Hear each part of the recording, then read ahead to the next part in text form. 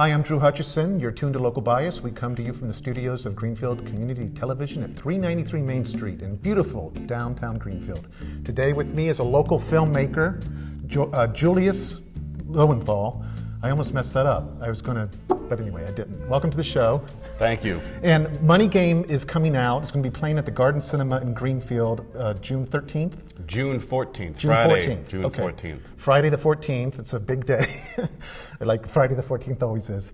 And so it's going to be there for a couple of weeks, and then you're going to go into wider distribution. It's actually going to be there exclusively for 1 week, from Okay. Friday, June 14th to Thursday, June 20th. And so people have an opportunity to see a feature film exclusively in Greenfield for 1 week. at the That was Garden shot Cinema. exclusively in Western Mass, yes. Okay, so it was interesting. We were talking earlier about the story. The Money Game is the title of the film.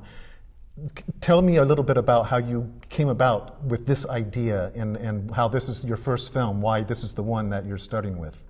Well, I was working on another film, Don't Look Up, and we had a day off, a spontaneous day off, and when I went to grab some breakfast, I overheard this crazy financial dilemma and situation that we're currently in from this other patron who was there, who turned out to eventually be my business partner named Chris Galizio, and he was talking about, how the fundamentals of finance are all broken now, and how our system financially is not only corrupted and manipulated, but why businesses that are run by the ultra rich, even if their revenue goes down, their stocks go up, which fundamentally makes no sense.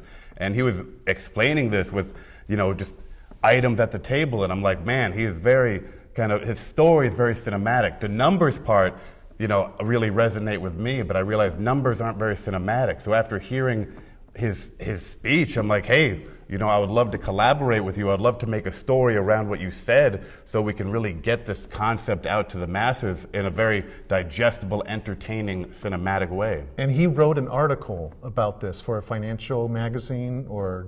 He wrote his own article. So he was in Wall Street for about 3 decades before leaving it because, he didn't want to speculate with other people's money. He didn't want to be part of a corrupt system. And at that point, he realized how corrupt it was and why. And he wanted to, break out of being someone that just follows others blindly without knowing why they're doing something, to really be like, hey guys, let's wake up to realize what's really going on, in our current economy and financial, livelihoods that we're dealing with today. So you have this massive problem, which is all encompassing, and yet you need to tell it in a way that we can relate. Well, I wanted to tell it in a way it's like the average American, what's the problem we, the average people, are dealing with? How do we deal with it? And then to make it, even more challenging, he's a single widowed father, a young single widowed father of 2 girls, that while he's going through his financial struggles, he still wants to give his daughters the best life possible. Right. So you yourself have a kind of an unusual story coming to filmmaking, because you worked at Amherst Community Television, or you were a volunteer there. You had training in local cable. Well, ever since I was a kid, I always wanted to be a filmmaker, and one of my dreams was to go to film school. Couldn't afford to go to film school, so rather than giving up, I decided, all right, I'm going to apply myself, and what was available when I was a teenager was the public access station in my town, Amherst Media. Grew up in Amherst, Massachusetts, so I'd go to Amherst Media every day after school just to learn how to film, edit, shoot, direct, and even though everything I produced would be very cringy to look at today, those mistakes helped me learn how to make films, how to connect with people, how to direct, how to do all of the stuff that you typically would learn at film school. Right. But then, though, you need to work on films to get some credits. Right. And of course, you wouldn't have met this fellow if you weren't taking a break from a project a production that you were involved in. So what was your path once you left cable? Did you start hooking up with a particular production company as like a production assistant, and then moving on to doing other roles? I mean, you're the director, so you don't just get to be a director. What was your path after leaving cable access? Well, I'd say, the cable access, I was never fully left, because even today, I will say, connecting with you and connecting to other access stations have been big. And I will say I paid homage to Amherst Media by featuring them in Money Game. Not going to tell you where, but they're featured in Money Game. Okay. But I would say while doing all that, doing the public access stuff, doing my own like YouTube type projects, I would look on Craigslist, talk to people to find any type of film job that I could in some way be part of. And so there's a lot of people making shorts, a lot of people just, meeting up with their friends to do these different projects. And I'm like, they're all free, but I'm like, hey, I want to learn. So yes, put me in. So what are some of the roles that you ended up having in these short films? Were you like the sound guy sometimes, and then the cinematographer other times, and a gaffer sometimes, or? I was more like a production assistant, camera assistant, cinematographer, did stuff behind the camera. Then for a little while, I got put into being in a bunch of acting roles. I will say I'm not much of an actor, but learned that way too. Got to learn behind and in front of the camera. Got to see what I would say really worked for all these different projects and what didn't. Well, actually, every production you work with, if it's a different director, you see that there are different approaches that people take. Every film is a brand new product in a way. And you have to hire financial people. You have to have someone running off Mimios. You need a secretary to answer the phone. You need to have the electricians that are bonded, so that if anything goes wrong, you're not liable. I mean, there's all these. Even if an independent film still has to follow certain rules in order to accomplish anything. But this is your first production where you are the big cheese. The big cheese, I like that term. So how has that been going for you? I mean, did you have a lot of fun through the whole process, or were you tearing your hair out and that's why you're follically challenged at the moment? I mean, what's going on? I like that. Actually, no, I was lucky to be bald before we started. Okay. So, no, I would say I'm very lucky to be in the position that I was able to get myself in. But, I learned a lot, still am learning. And there was moments where, if I did have hair, you tried it, but that's why it's just like, you're like this. Right. You can't go like this. You go, right. And where did you find your actors? So I'm very appreciative that a lot of these actors I got to work with. So I got into the film union in my early 20s, and through all these different productions that I worked on, I got to, meet great crew members, great cast members, network with them, and then basically I got to have my dream team where on Money Game I got to pull from years of working with these different actors, years of working with these different crew members to all come, the timing was impeccable, to all come work on Money Game at the simultaneously. Right. And a lot of them are always working, so the fact that I was able to time it where they were able to come together on Money Game, was fantastic. And just like you said, every film is its own art piece, is its own, conglomerate project, even franchises in their own sense have, even though there's already a base idea, they're different, And it's just amazing to all come together with people you've worked with before, you've never worked with, and then even getting to get some of your friends involved and see how much they love that. And the process doesn't happen overnight.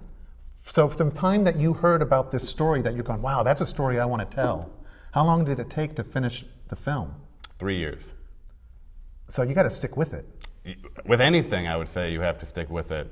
And now that it's so you go through production. How long was the actual production? So we shot for 19 days. Okay. So a ton of work preparing for those 19 days. Yes. And then a ton of work post after the 19 days. Right. So did you hire like professional editors to handle the editing and everything, or how did that go? Well, I will say we hired, I would consider everyone front and behind professionals at their jobs, and I made sure, even though we had some first-timers in different positions, that we had a core of veteran filmmakers. Right. The editor, I will say, is very lucky. His name's Lee Williams, was one of the people I went to high school with, who, when I was just in 9th grade, he was one of my initial icons because of the fact that I loved his creativity. Every time that I was at school just doing editing stuff, I would watch him like light years ahead of me, and I'd just be like, how'd you do that? How'd you do that? And he would always be so open, and eventually we bonded, and I'd work on his short films and, get to see how he did it. And after a decade, I'm very blessed that I was like, you know what? I want you to edit Money Game. Oh, that's so cool. And isn't it fun? I mean, you're doing this with your friends. I mean, it's almost like kids making a film, except for you grow up and you know how to do it professionally.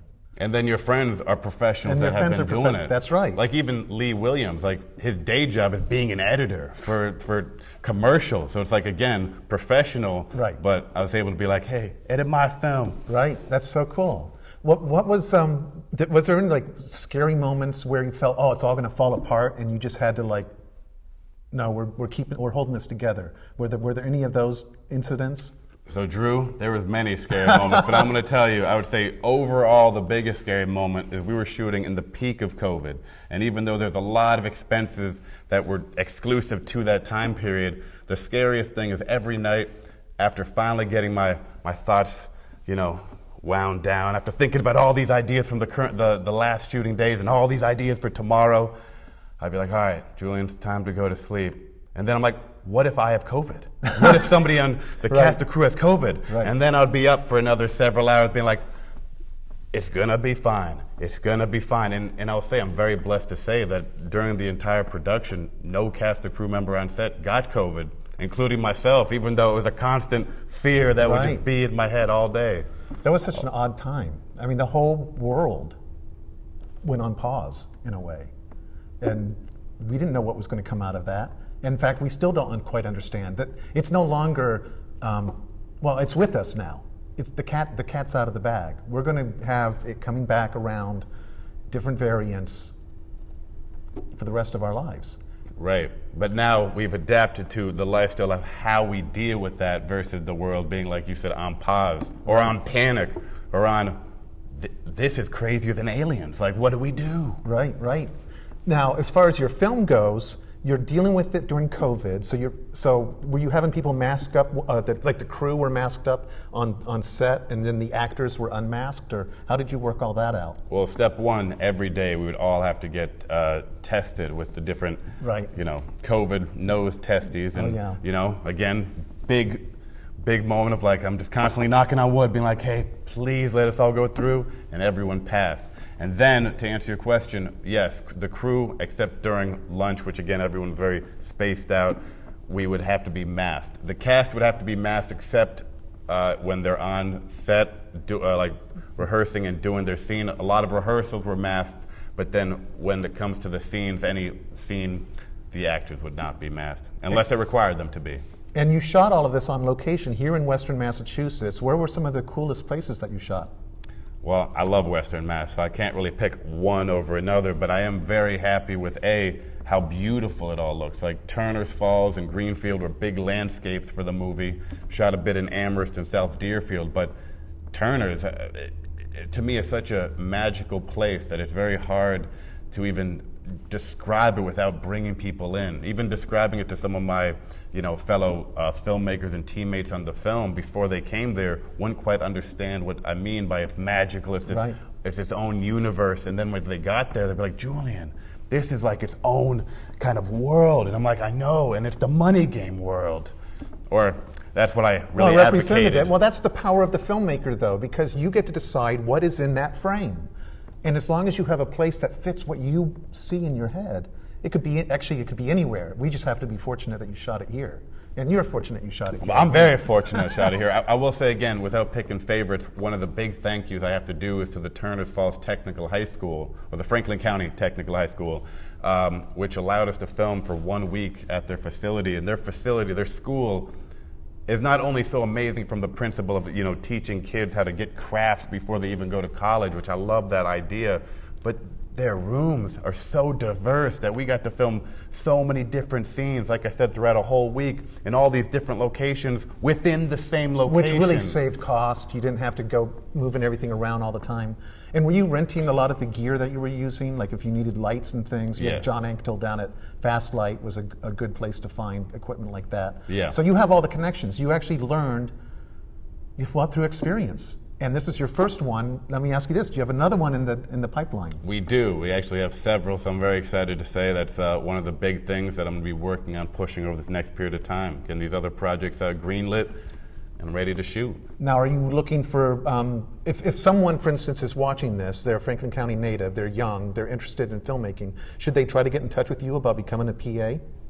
I would say if you're interested in filmmaking, regardless of what that translates to you, being a PA or more, I would definitely say get in touch with me. Okay. So Julian, where would they get in touch with you? I would say the best way to do it is probably through social media. Okay, so you have a Facebook presence or Instagram or? I do. I have both. Another great way to kind of get in touch with me is come to the showing. I'm going to be there for a lot of it, again, from Friday, June 14th to Thursday, June 20th. And that would be a great place for me to actually get to connect one-on-one, answer questions, allow anyone that's interested to come see the film that was shot here in Western Mass, get an idea of what I'm looking to do, get an idea of Money Game, and collaborating to potentially see if it would be possible to get everyone on the next one. And if someone comes into GCTV and says, "Hey, Drew, I want to get in touch with this Julian guy, but I wasn't able to make it to the theater," or it's okay if I pass along the contact information? I would say my email. Okay. And yes. All right. So I'll do that so if anyone wants to find Julian and they haven't been able to, they can reach me here at Greenfield Community Television. I'll get you in touch. The networking part is actually so critical to filmmaking, and I tried to explain this when I used to teach, because ultimately you're going to want to work with the people that you know you can trust. And the way you build that is you start off as a PA, going and getting coffee or getting somebody from the airport or doing whatever odd jobs. So, well, we need you to dress sets today. You learn how to do that. Or go into wardrobe. You learn how to do that. Oh, you want to learn about lighting or whatever. But if someone starts off young and they show up and they have a good work attitude, they get along with people because you're so close to everybody. If you have someone that's sour or is incompetent or is deceitful, well, they're not going to have that much work because these networks are built upon trust, and you don't have it. You don't have the work. You don't have the. Who wants to waste their energy on someone that's not going to be helping them? And so there's kind of a process where people get winnowed out, and generally it's early on because the PAs don't make any money. How many times do you have to be a production assistant before you start getting any credits and become part of the union? I'm not quite sure how that works. I will say at this point there are no unions as a PA, but being a PA allowed me and allows a lot of others to kind of see the field and see what departments they would either like to join the union for or, climb the ladder into. Because most of the jobs in film are not acting. And I think that's where people, when they first think about it, they're thinking about acting. But really, there's the number of actors compared to everybody else, they're a minority, typically. Well, I'd say look at building a house. The realtor, the real estate agents, they're kind of the face of it, but you have all these crew people building it. And one of the many things to touch on what you're saying with films is there's so many jobs, regardless of what you do, even jobs you don't realize. If it's a real life job, there is a film version of that exact same job. That's right. Anything across the board. And I love what you said. The only thing I would like to amend is I would say you can get into this industry at any age. One of the people I'm very fascinated by, Catherine Bigelow. She's the director of Zero Dark 30 and The Hurt Locker, and I believe The Hurt Locker was her first film that, correct me if I'm wrong. Well. Right, but she did that in, I believe, either her 50s or 60s. And, really? And the fact that I love the attitude that you say people should bring, but it doesn't matter your age. Okay. You know? Right. I was just thinking that it's hard to make a living as a PA because there is no money at that level. That's true. I would say it's definitely hard to make a living as a PA, but I also think it's hard to make a living in any minimum wage job. Yeah, the Money Game explains that pretty well, right? It does, and it definitely is a big empowering piece to make people go, hey, this may be the crazy world we're in, but no matter what, just go for it. Because the only way you can lose, Drew, is if you don't go for it. Absolutely, absolutely. Have you gotten any critics to have seen the film yet? I will say at our couple festival showings that we've had, yes, like our Boston International Film Festival, which was the first festival we went into, we did, and that's why the reviews I've been really appreciative of. Okay, because as far as distribution goes, you're an independent filmmaker. So how do you get your film distributed? Do you hope that somebody sees it and wants to pick it up at a special screening? How does that process work? There's a lot of different ways. That is definitely one. We got reached out to, and I'm still in talks with several different companies. A bunch of companies have reached out to me personally. My team of producers have reached out to several others, and so it's really about now just talking to them and seeing what is the best home for Money Game to go to. Because in a way, there are more venues than ever, between Netflix. I mean, you don't have to have a theater release anymore. You could be released on streaming services. But this is something where seeing it on the big screen is really, that's what you were thinking of for the audience. Yes. That's the experience that makes the biggest difference. I mean, Yes, because ever since I was a kid, I love cinema because I always feel like once you see it on the big screen, you can be like part of it. And that was always a big element that, I want to make, even as an independent filmmaker, this big film that I can, the most cinematic spectacle of a film possible with this concept that I feel is, relevant to not just everyone across America, but across the entire globe. Right, right. Well, it's kind of lays bare how the system has always been, in a way. There are different rules for different people, different organizations. But we can change that. We can change that I would say one chat at a time, one person at a time. And it's really just about understanding, this is what's going on. And yes, a lot of powerful people control the narrative, but we don't have to let them control every aspect. And if we keep going after what we believe is what is just for the world, for mankind, womankind, humankind, and not just a particular group of people, then I feel like we're on the right track no matter what challenge we have to face. But even in history, even the challenges in history, look at the people, the teams, the groups that have made revolutionary changes. Well, when I taught, I used to tell my students that history is the story of people who were told, you can't do that, and they went ahead and did it anyway and changed the world. So, I mean, how many people are going to say, oh, that's too hard? Or where are you going to get the money? Or who's going to be, you don't know any actors, or those actors aren't that good. I mean, if you listen to the naysayers, you never get anything done. Instead, you went full speed ahead. But I'm curious also about the music. Tell me about that. You have a soundtrack. I am very, I know I keep saying how blessed I am, but I'm very blessed and appreciative of the composer, Daniel Hume, who lives in California. Wonderful guy.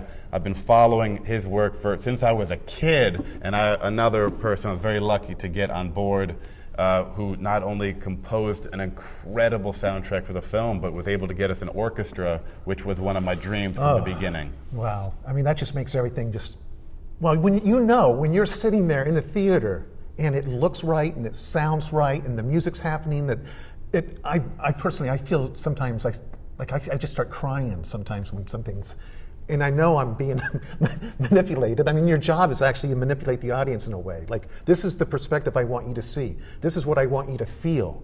And when you are reaching the audience, they are responding from something that you helped shepherd.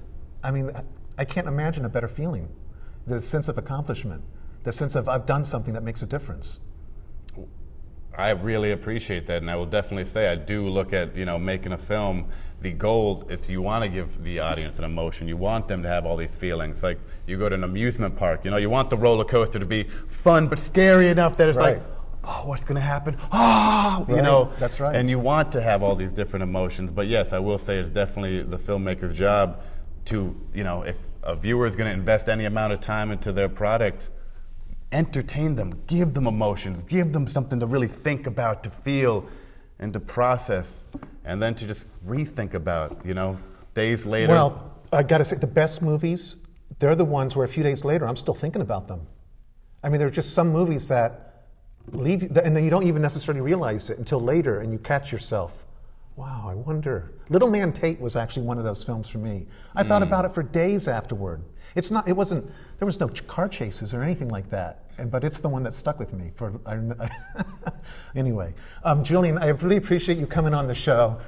I'm excited to see it. I usually don't go to the theater, but I'm so happy that the Garden is going to be able to share this with the people in Greenfield, and we'll get this episode out and up right away because this is actually very topical. Yeah, thank you very much. I really appreciate that. And come back again sometime and tell me what's going on. I would love to. All right, Julian, thank you.